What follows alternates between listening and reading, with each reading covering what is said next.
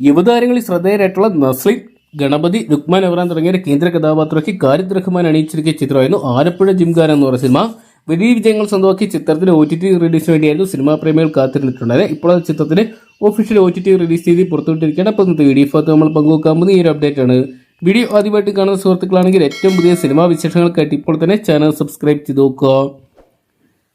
നസ്ലിൻ പ്രേമലു എന്ന് പറയുന്ന വമ്പൻ സിനിമയുടെ വിജയത്തിന് ശേഷം നസ്ലിൻ കേന്ദ്ര കഥാപാത്രമെത്തിയ ചിത്രമായിരുന്നു ആലപ്പുഴ ജിംഖാന എന്ന സിനിമ. ചിത്രം വലിയ വിജയങ്ങൾ തന്നെ സ്വന്തമാക്കിയിട്ടുണ്ടായിരുന്നു.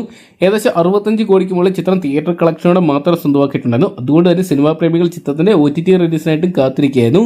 ഇപ്പോൾ ചിത്രത്തിന്റെ ഒഫീഷ്യൽ അപ്ഡേറ്റ് പുറത്തു വന്നിരിക്കുകയാണ്. ചിത്രത്തിന്റെ OTT റൈറ്റ്സ് തന്നെ സോണി ലൈവ് സ്വന്തമാക്കിയിട്ടുണ്ട്.